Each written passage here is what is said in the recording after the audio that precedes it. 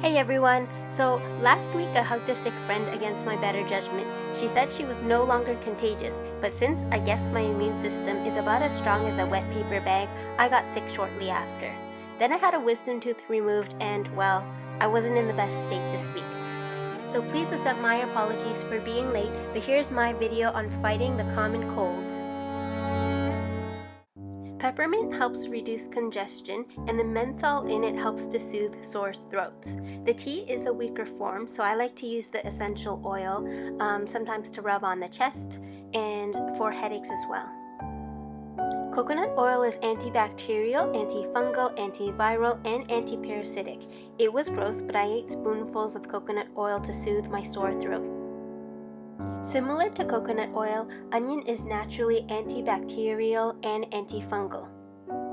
Onions are high in the antioxidant quercetin, which is sold in supplement form to help symptoms of allergies and colds.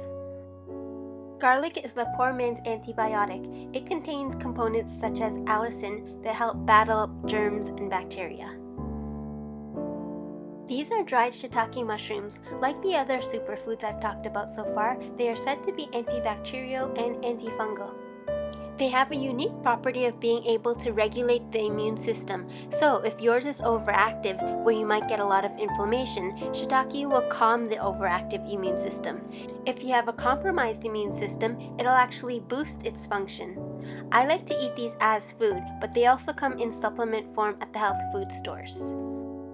Avoid having dairy products as they are said to increase mucus production.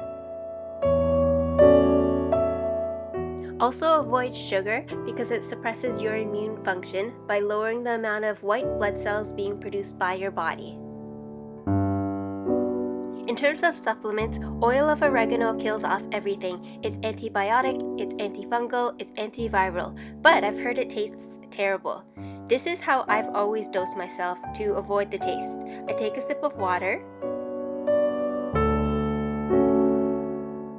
then add a few drops of oil of oregano, and quickly swallow. Since oil and water don't mix, and since the density of oil is less than the density of water, you hardly taste it at all. I love science. Because the oregano also kills off the good bacteria in your gut, it's recommended that you replenish the good guys by taking probiotics at a separate time from when you do the oil of oregano. For example, if you take the oil before bed, remember to take the probiotics the morning of the next day. Not only are we replenishing the bacteria that the oregano oil kills, but probiotics themselves increase the effectiveness of white blood cells in your body and increase the production of other immune cells. You can also get probiotics through fermented foods such as tempeh, kimchi, and pickles. Foods like Jerusalem artichoke, also known as sunchoke, and burdock root are loaded with prebiotics, which are components that feed good bacteria. Lastly, the jury's out on fermented dairy like kefir and yogurt. On the one hand, I already mentioned dairy increases mucus production.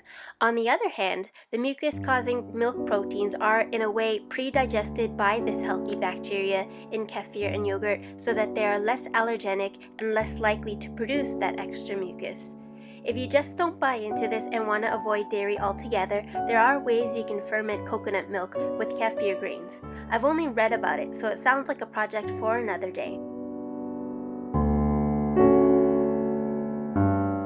Thanks for watching. If you have any questions or comments, please let me know below. Also remember to hit like and subscribe.